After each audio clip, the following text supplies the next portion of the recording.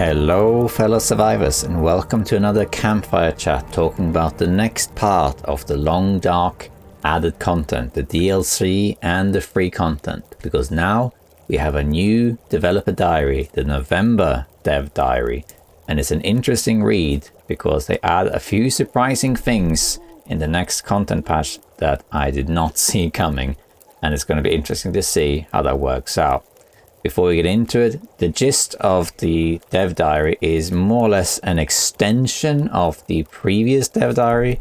If you'd like to know what that was, you can watch my previous campfire chat, which talked about the September dev diary, which talked about what was coming to the game in the next region, that sort of thing. This dev diary, for the most part, gives more details about what's coming up, but the majority of the content isn't new per se, it's just more information about it. And we're going to go through it anyway, and there are some new things that were quite unexpected, to be sure. So let's go through it.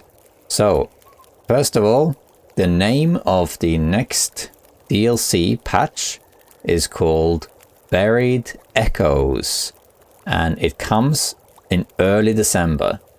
Last time when they launched the DLC in December of 2022, I think it was the 5th of December, I can't remember exactly now, but it was very early, so probably in the first week or so of December this patch will hit. And as always, not sure how many of my previous campfires you watched, as always this will launch regardless of whether you have the DLC or not. It's just that if you have the DLC you get all this added content, but there will be changes and additions to the base game as well, and we'll go through those. Now, the main thing that's being added in the next patch is the new region. So remember, there are 3 new regions being added with the DLC, which is in the far territory, which is Forsaken Airfield, which we already have, and then this one, which we just assumed would be called the Mine region or the Mining Pit or something, but it's actually called the Zone of Contamination. A very unusual name for the Long Dark, because the Long Dark tend to have these kind of profound things, like Buried Echoes is very Long Darkian name. You have Forlorn Muskeg, you know, that sort of thing. Desolation Point, you know. The Zone of Contamination is a bit unusual. I would have thought maybe they'd go for something like, I don't know, Toxic Endeavors or something like that, you know. But instead it's straight up Zone of Contamination. And what's interesting is that in this particular region, we have the mine, which is the main part of it, the Langston mine, which we already knew was called that because of a sign you can see in the transfer pass in the DLC. So we knew it was going to be called the Langston mine. But what's interesting and that we didn't know about is that they're adding toxic wolves. Not like necessarily supernatural things, but basically wolves affected by pollution. Because it seems like the way I pictured this region was more or less like a kind of black rocky Ash Canyon type region with a massive mine that you go to. That would be the heart of it, and then there'd be smaller things around it. But in fact, it's not really like that. It's more like an industrial mine, and they say that there's lots of pollution in this mine, and that has seeped into the wasteland. And as a result, it creates new hazards, and also makes it harder to reach the loot and all that stuff. And this also means that the gas is coming back, so there's all sorts of new things that comes with this. So let's go through this region and what we can expect from it. So first off, they are adding some new tools to this region. They're adding a gear called the Respirator, which is basically a gas mask. This will protect you from the gas that you will find in the contamination. And they also mentioned that eventually you can find this gas in other parts of the Far Territory and Great Bear. Now, presumably, this gas they're talking about is equivalent or similar to the gas you find in the Blackrock gold mine. There is a section there that has gas, and if you stay too long in it, you just die. And a lot of people don't like this gas. Whoa, whoa, whoa, whoa, whoa, whoa, whoa, whoa.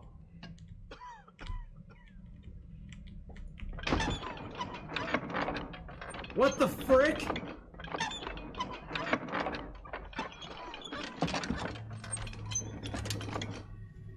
Wow. What a way to go. I knew that was probably going to end him. Well, hey, we had a good run. 828 days. I will never, ever go back to that mine. Hinterland, if you're listening, that sucks.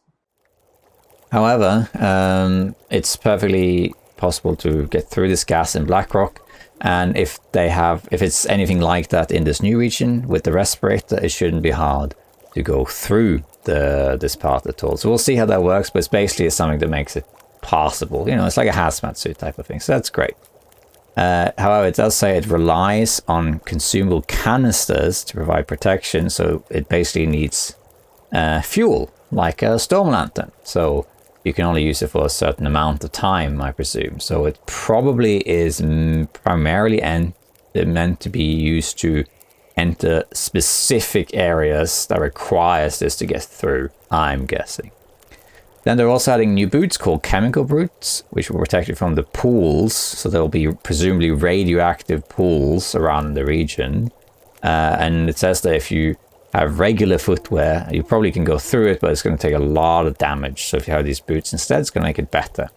And also a hard hat, which it says offers strong physical protection against head damage. So I don't know if that means that, say you're in the mine, random stones can come down and then actually hurt you. That's possible. But it could also just be a general thing that it's just a headgear that you put on, and then you get a lot of protection, just like against animals. So we don't know. And then they have minus coat and minus pants. And if you have all of this stuff, the implication is that you have a whole protective gear, a chemical protection gear. You have boots, you have pants, you have coat, and the respirator. And then you can basically walk into the radioactive zone. I think that's the gist of it. You're basically trying to find a hazmat suit, so to speak. So that's it. That was very unexpected. I did not expect the mine at all to have any kind of toxicity to it. You know, it would make sense in hindsight that maybe a mine that big would have some sort of gas in it, just like Blackrock does. So it's not that unexpected, I suppose. But it wasn't an element I really saw coming to this degree. So we have to see how that works. That's something that could be like, it could be rewarding, but it could also be very frustrating. It just depends on how the mechanism works, how often it is, and how easy it is to bypass it. So generally speaking, mechanisms that can kill you or damage you in a game is fine as long as they are reasonable in terms of how you can conquer them, right? So in Blackrock, the only thing you conquer them by is by going through the gas. You know, there's no other way to do it. So except for in Storm, where we can turn off the gas, of course. So we have to see how that works. Now, another interesting thing with the gas, which again I did not see coming at all, is that they're adding poisoned wolves in that area. So basically, it's a wolf that's leaner and more desperate because of the toxicity near the mines, there is less food than usual.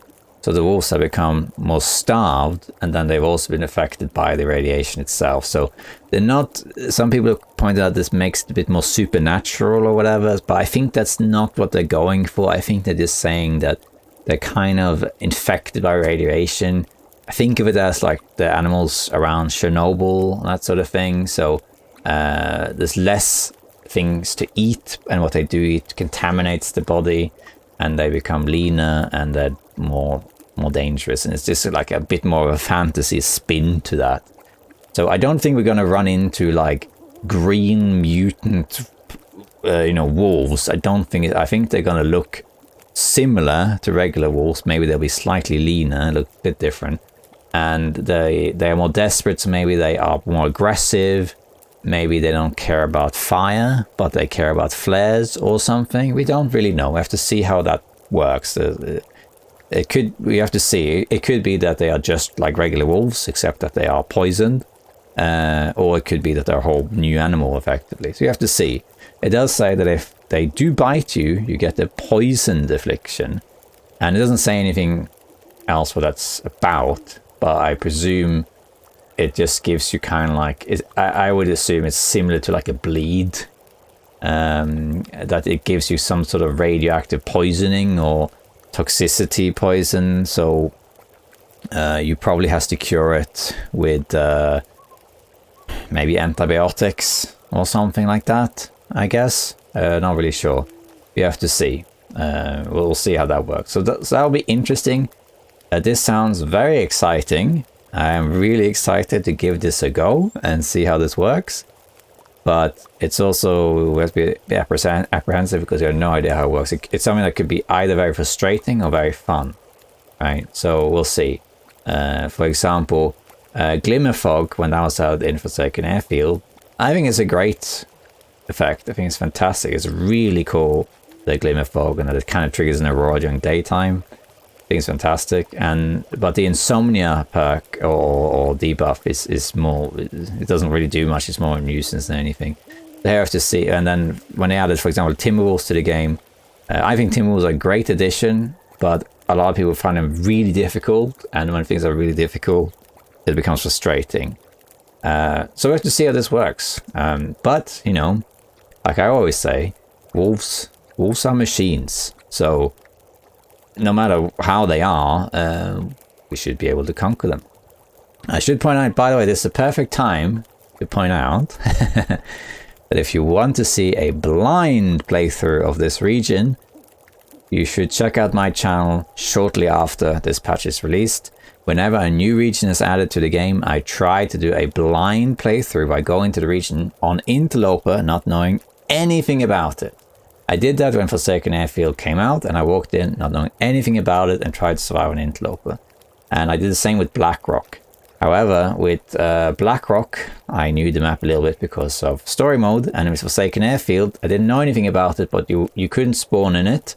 So I had to get some gear from Broken Railroad before I could go there. But with this region, I plan to spawn in it or in Transfer Pass and go straight in with nothing else, and we'll see if it's possible to survive. So if you want to see a completely blind Interloper playthrough, check out my channel shortly after the patch comes out.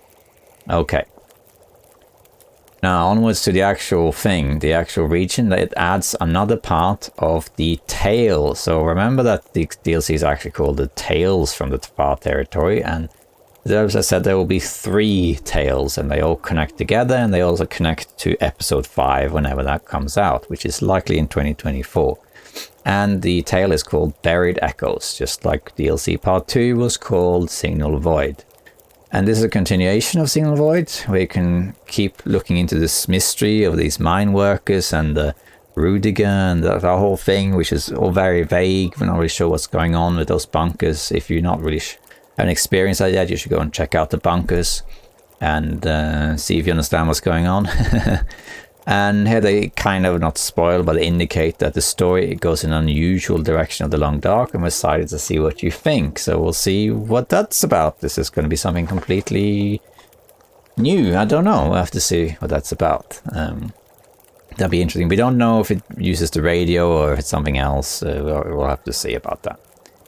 And then we also get new music, which is great. And there's also a gameplay reward for doing this tale. Just like if you finish Signal Void, you get a holster on lower difficulties. And on Interloper, you get the technical balaclava. And we don't know what you get here, but you do get something. And they point out that, yep, you can play this on Interloper. If you remember, when Signal Void came out with the tail and the radio, it was not on Interloper because they felt that the lack of loot and everything for Interloper didn't correspond with going to these bunkers and getting loot. So actually the tail was disabled on Interloper, but the community basically said, no, we don't care if there's no loot at all. We just want the element in the game. And then sure enough, I think it was like 2 weeks after the launch, they added Signal Void to Interloper. And if you do it on Interloper, you get very little loot in the bunkers, but you still get the bunkers and the story, and that is pretty cool. So we'll see how this tale works. It'll be interesting to see. Okay, and then we get the thing, the one thing, the thing that everyone wants, what everyone has been asking about. Even when I have had videos where I've asked people, what is the one thing you'd like to add to the game? people apparently don't know this was coming. They always say, we want the sled. And this is coming. It is called the Travois. I think it's called a Travois. Or is it Travois? I always forget and I say both. It doesn't matter. I'm just going to call it the sled. Anyway, it adds this craftable container, basically an extra backpack that you can drag with you. And this is going to be a huge thing. I talked about this quite a bit in the other campfire chat, sorry, that I think it's going to be very limited because you can't drag it up hills and stuff probably, and it's going to be quite buggy and so we have to see how that works. As many of us guessed, it's going to be constructed from saplings. Based on the picture that they have, I would guess that it's maple saplings that they use. And then it says other materials. And a lot of us think that other materials is the moose hide. So we'll see. And it basically allows you to drag more gear around you.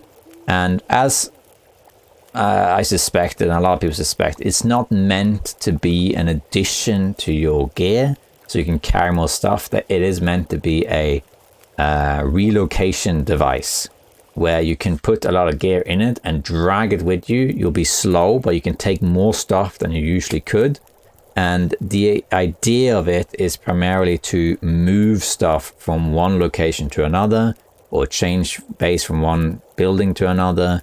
Or they don't say it directly, but it's implied you probably could take if you kill a bear, you could, quarter the bear, put everything in the backpack and drag it with you, because they say like it can be effective wildlife attractant, So it's basically meant as an additional transport. I don't think you're meant to kind of take it across regions and things. It is meant to, if I wanted to change base from trappers to camp office, I could load everything or a lot in there and drag it to camp office. And I don't have to go back and forth as much. The main use of something like this for me, and a lot of people have said this too, is that the main use is really for large animal quartering. So if you kill a moose or a bear and you get a load of meat and stuff, it would be helpful to have this sled, put everything in it, and then drag it back to base rather than being out in the open and cooking it there. And I think that's probably the main use for this, but we'll see how it works. Okay, and then they are adding free updates, which has been the case pretty much every time. And the free updates are more or less what we already knew, but we'll go through them. There are a few details that we didn't know about. So the main thing that's being added to the base game, which is if you don't have the DLC, then you'll still get these changes.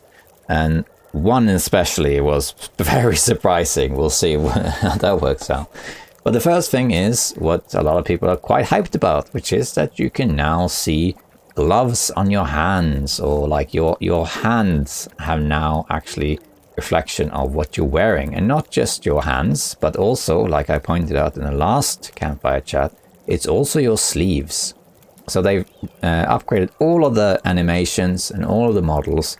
So now you can actually see what the gloves you're wearing, as well as the coat and stuff that you're wearing.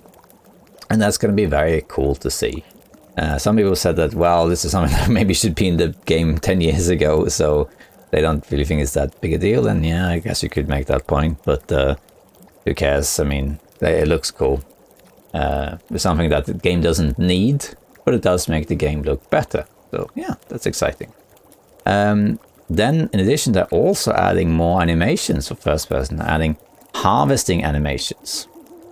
So right now, if you harvest something, it's just like the timer that goes around, just like it is with most things. But now when you do harvesting, you will actually see your hands. We'll see how that works. I'm guessing it'll work something similar to how it is in Green Hell, where you just see this kind of random animation doing stuff. But we'll see. It could be very cool, or it could be like, eh. But based on the standard of the Long Dark, I think it probably will look quite good. The Long Dark doesn't have many kind of, let's call them filler animations. Not a lot of those. All the animations you do get are pretty good. So I think it probably will look good. So we'll see how that works.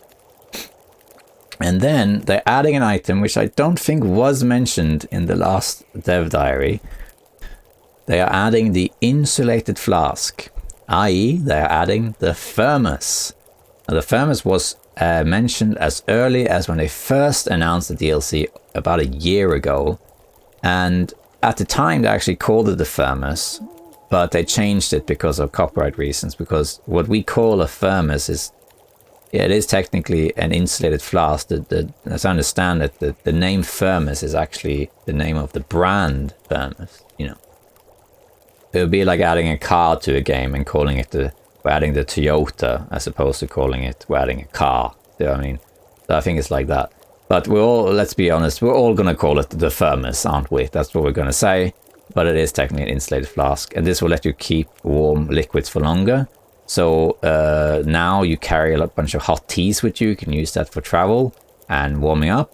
And if you want, now you should be able to get more warmth bonus. So the way it works now is if you carry a bunch of hot teas, the teas only stay warm for a short amount of time. It's a little bit less than an hour in game. So if you go out in the cold and you drink a hot tea, you'll warm up a little bit and you get the warmth buff bonus as well. But of course, eventually they get cold and you have to reheat them. But if you have the insulated flask or Thermos, you can keep this warm for longer, and then you can also warm up for longer as you travel. So the Thermos is going to be a really good addition for long distance travel in the cold, which is going to be very handy if you're going to go to the far range, because that's a long journey. So it definitely will be useful. This flask on Interloper, assuming it is an Interloper, is going to be a game changer. It's one of those that definitely every Interloper player will go and get. A bit like going and get the backpack, that sort of thing. This is going to be an interesting one. It does say it comes in a variety of colors and patterns. So that implies that there's more than one flask to be found, which would be interesting and possibly broken. We'll see how that works. As a lot of this stuff is concerned, we don't really know exactly how it works. So we have to see how it works. And then adding one thing that I totally did not see coming whatsoever. This is completely out of left field. They're adding something called the Scurvy Affliction. Now, if you're not familiar with what Scurvy is, rest assured, I actually teach what Scurvy is, because if you're new to this channel, I am a psychology professor, well, associate professor, and I teach scientific methods, and Scurvy is actually central in that, because, well, we don't need to get into it, but it's basically the origin of scientific methods, in a way. If you would like to know about that, let me know, and I can maybe explain it in a future video. But the point here is that Scurvy is a vitamin C deficiency. If you don't have enough vitamin C, you eventually get kind of like fever, and your teeth fall out, you get open wounds, and basically you die from bleeding eventually if you get scurvy. It's the pirate's disease, that's what it is. So what they're doing now in the game is that some food will provide you with vitamin C, and if you don't have enough of them, you get scurvy risk, and then you get scurvy. I think it'll be kind of like cabin fever. You spend too long indoors, you get cabin fever risk, and then you get cabin fever. It'll be the same. If you go too long, probably like a week or whatever, without eating vitamin C, you get scurvy risk. If you don't treat it by eating vitamin C, you get scurvy. And that's a death sentence unless you treat it.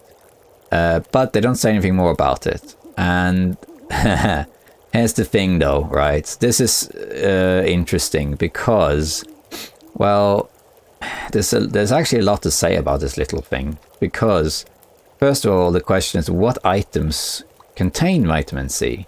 If it's only things like, say, a fruit drink or something like that, or canned peaches, for example, right? Those things are finite, so there must be a way in the game for vitamin C to be renewable. Even if it's in rose hips, they are not renewable, at least not to a very large degree. And I assume we can't just rely on beachcombing here. So presumably they must be adding something to the game, or changing something in the game, that allows you to maintain vitamin C levels forever. Because if they don't do that, then everyone will eventually die, right? Because you eventually run out of items that have vitamin C in it. See what I mean? So it doesn't say, but for sure they will either be adding something that's renewable that has vitamin C in it, like maybe eating deer meat, for example, has vitamin C because the deer eat plants with vitamin C, or something, whatever. It doesn't matter how it's done, but it has to be done in some way. Otherwise, we will all die of scurvy in the long run. So that definitely will happen. There is also one thing. I have a bit mixed feelings about this. I do like the addition of scurvy. I think it adds a cool new element, another thing to maintain. It's kind of cool. It's also realistic, of course. You need to maintain these sort of things.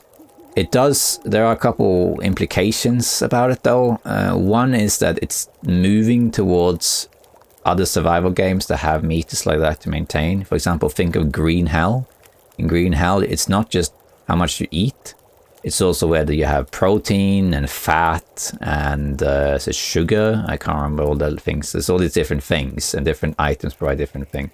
And adding vitamin C is kind of a step towards that. And the problem with doing that, in my opinion, is if you start going down that route of adding a food-specific type of affliction, the problem is you're opening the floodgates to other type of food-related afflictions. A good example is rabbit starvation. In the real world, if you ate only rabbits, you would eventually die. The reason you die is because rabbit meat doesn't have much fat on it, and you basically die from lack of protein.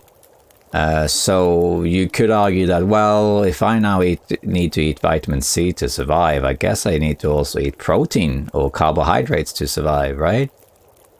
So adding a necessary item to eat beyond just food itself kind of opens an argument that you could add other things to the game to maintain it, and then you go down the rabbit hole of adding everything. Oh yeah, you also need vitamin K, you need vitamin D, but the sun isn't out. So see what I mean? So I do like, I'm very rarely critical to additions to the game, especially when we don't know how they work exactly.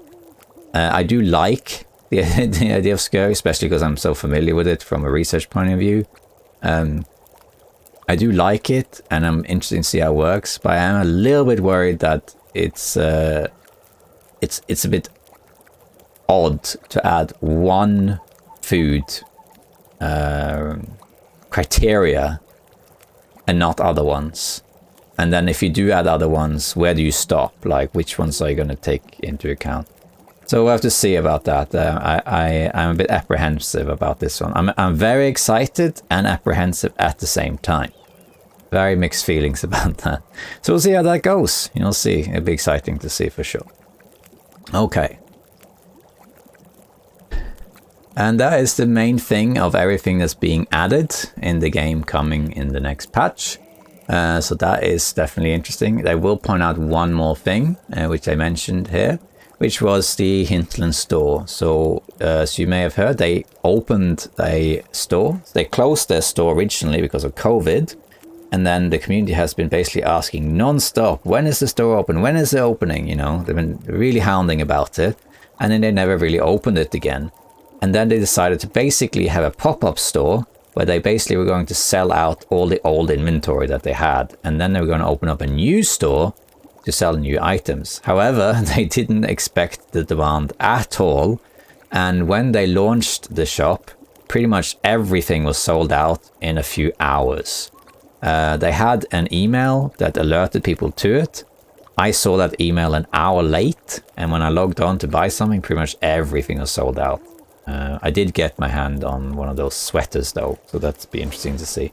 But it's that was a bit surprising for them, and everything sold out, and people really wanted those mugs, you know, the Hinterland mug. That's what people wanted. So they have said that they are going to look into restocking those things. And they are planning to launch a new merch store next year. And even though it was initially planned, they are hoping to add some of these new, the old items to the shop. So if you missed out on buying a Hinterland mug or something like that, rest assured they probably will add more of them in the next merch store they're launching. So if you missed out, yeah, I missed out as well. I have a Hinterland mug that Hinterland gave me, which was very kind of them when I reached 10,000 subscribers. But I really wanted a big Moose Kicks mug, and I missed out on that. So hopefully they will add all these things in the future. And that is it, fellow survivors. That is the dev diary of November 2023. Very exciting. It wasn't actually that much content in the patch, but I had a lot to say about it because there's a lot of implications for things being added. And it'd be very exciting to see. This is the sort of content that it was a little bit unexpected with poisoned wolves and scurvy and stuff. But this is the sort of thing that until we know how it works, it's hard to say how it's going to impact the game. But I must say that everything Hinterland has added so far is great. As I said before, I think the game is perfect the way it is. If they'd never added the DLC, still a fantastic game. And everything they have added is great. So I have faith that what they're going to add next is also going to be fantastic. But we'll have to see. And tune into my channel after the release to see a blind Interloper playthrough. That'll be interesting to see how that goes. Can you survive going in there blind on the first attempt? Tricky. Normally I'd say yes, shouldn't be a problem. But without knowing how to deal with the wolves and the toxicity, I don't know. I have to see about that. But yeah, that's it, fellow survivors. I hope your runs are going well. And I'll see you in the far territory. Bye bye.